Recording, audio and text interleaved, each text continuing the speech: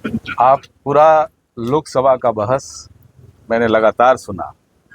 वक्फ board, वक्फ का मतलब उर्दू शब्द है वक्फ, उसका हिंदी अर्थ होता है दान।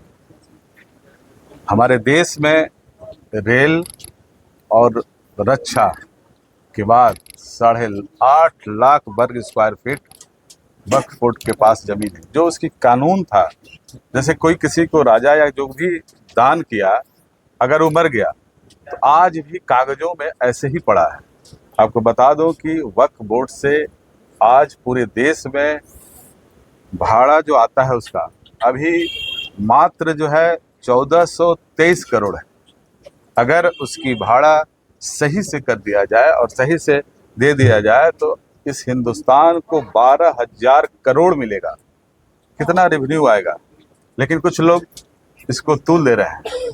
लेकिन अब जब इस देश में आदरणीय नरेंद्र मोदी जैसा प्रधानमंत्री हो और जोगी जैसा मुख्यमंत्री और नीतीश मुख्यमंत्री जैसा प्रतिनिधि करने वाले हों, तो आप कुंभ में देखे होंगे 68 करोड़ तो सिर्फ भारत देश का है और करीब 10 करोड़ से ऊपर विदेश के लोग भी आए। तो अब निश्चित तौर पे देश अब बदल चुका है। ये मुस्लिम भाई भी इसको बहुत अच्छे से, जो गरीब तबके के मुस्लिम समाज के लोग हैं, इससे जरूर लाभान्वित होंगे।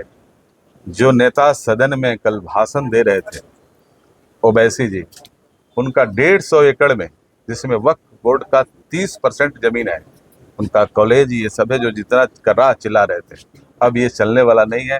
आपने देखा कि जब वक्फ बोर्ड का बिल पटल पे रखा गया लोकसभा में, तो बहुत लोग कयास लगा रहे थे कि टीडीपी और जदयू समर्थन नहीं करेगा।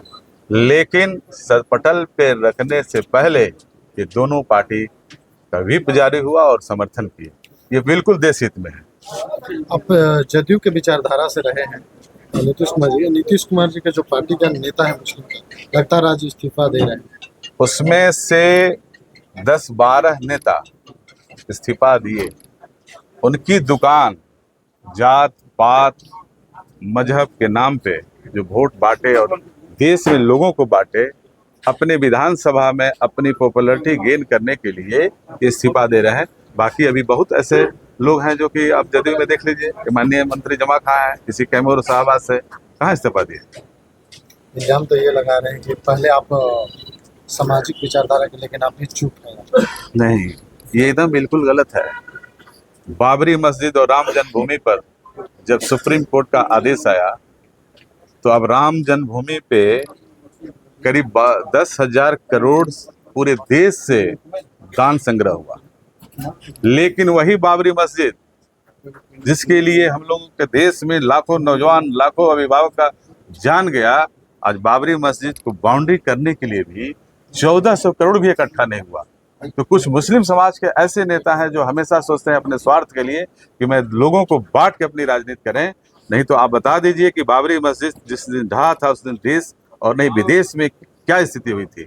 और जब राम जन्मभूमि में 12,000 से 20,000 करोड़ रुपया लगा और जब धन संग्रह और चंदा से इकट्ठा हुआ, तो मुस्लिम समाज के कोई ऐसा नेता बता दें कि बाबरी मस्जिद का बाउंड्री करने के लिए भी क्या 1200, 1415 करोड़ इकट्ठा हुआ।